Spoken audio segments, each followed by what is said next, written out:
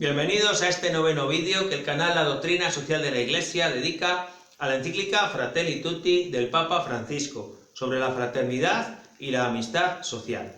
Ofrecemos aquí una guía para la lectura del capítulo 8, que se titula Las religiones al servicio de la fraternidad en el mundo. Con él el Papa termina su encíclica haciendo un llamamiento a todas las religiones y tradiciones religiosas para construir un nosotros, para construir esa fraternidad que habite la casa común que es el mundo. Como ha dicho en los capítulos anteriores, el camino para esa colaboración es el diálogo. En este caso, el diálogo interreligioso, que es encuentro, que es amistad, que es reconocimiento de la riqueza que ofrecen los otros. Y el horizonte de ese diálogo es la construcción del bien común y de la justicia, donde se respeten los derechos de todas las personas. Como nos dijo anteriormente, ese diálogo tiene un fundamento, que es la verdad. Una verdad objetiva, accesible a todos los hombres y mujeres, creyentes y no creyentes, que es la dignidad de la persona humana. Pues al afirmar que el mundo tiene un origen común, un Padre y Creador, se nos está diciendo que todas las personas son hijos e hijas de Dios. Una perspectiva que sostiene la dignidad de la persona humana, que no tiene el individualismo. El individualismo entiende a las personas como seres aislados los unos de los otros, sin un origen y un destino común, como si fueran huérfanos en mitad de la tierra. El Papa recuerda la importancia de esta dimensión trascendente de la persona, después de la experiencia del siglo XX, donde los totalitarismos terminaron con la vida de millones de personas. San Juan Pablo II nos hizo caer en la cuenta que cuando se perdió esta dimensión sagrada de la persona, los totalitarismos irrumpieron y trataron a las personas como objetos, incluso justificando destruirlas. Francisco nos dice que detrás del totalitarismo hay una perversión de la experiencia religiosa. Es lo que la Biblia llama la idolatría. Idolatría es cuando el ser humano trata como a un dios y da culto a la obra de sus propias manos, también a sus intereses, a las ideologías, a las identidades nacionales, a las ideologías populistas que muchas veces utilizan la religión como excusa para dividir, para enfrentar y llamar a la violencia. Aunque tenemos que decir que hoy la experiencia mayoritaria en Occidente es la de una religión individual. El individuo que practica la religión trata con Dios para encontrar su propio bienestar, para encontrar una paz interior, que le aleja del compromiso en la construcción de la vida pública y le hace indiferente al sufrimiento de los pobres.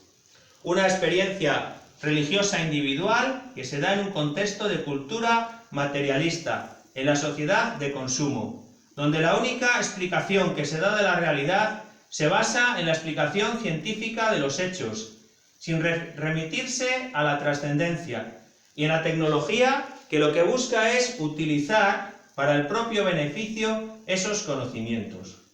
En medio de este materialismo es muy importante recuperar la aportación de las religiones a la vida social, política y cultural. El Papa dice que las tradiciones religiosas en sus escritos sagrados tienen un bagaje de sabiduría de muchos siglos que necesitamos recuperar para dar un fundamento ético a la convivencia en nuestro tiempo. Aunque es verdad que existe la tentación de privatizar la fe, hacer una fe privada, en la que los mismos creyentes reducen su experiencia al ámbito del culto o al ámbito privado de sus familias, sin llevar a la vida pública los valores que su propia tradición religiosa aporta.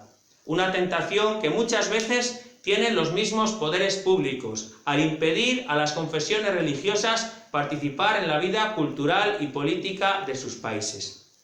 El Papa dice que en esta colaboración de las religiones en la vida pública, los líderes de cada una de las confesiones tienen que abstenerse de gestionar ellos la vida política, incluso de identificar a cada confesión con un partido político en la confrontación que se hace dentro del país, que tienen que impulsar la participación de los fieles, cada uno bajo su responsabilidad, donde lleven su fe y sus valores al ámbito de los talleres, de las plazas, a la vida pública que tanto los necesita.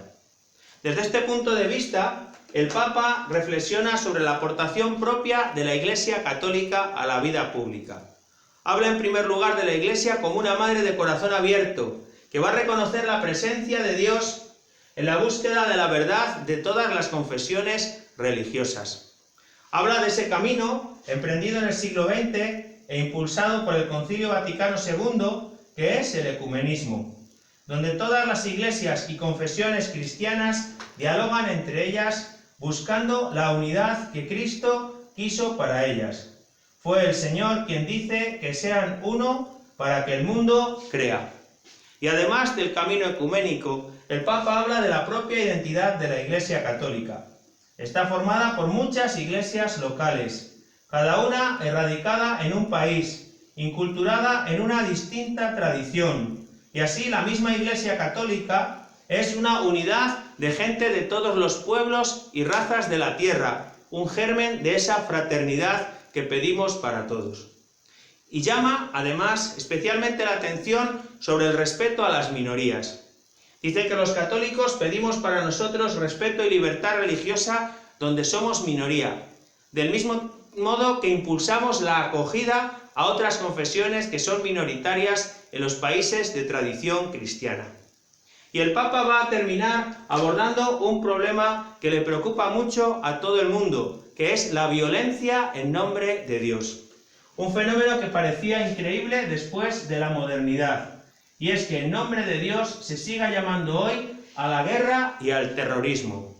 El Papa dice que estos son desviaciones de la experiencia religiosa, que la pretensión de los fundamentalistas, que es ofrecer una religión más auténtica, es en realidad la degradación de la experiencia religiosa, porque ninguna religión tiene en sí misma la llamada al odio y a la violencia, y Dios no necesita ser defendido.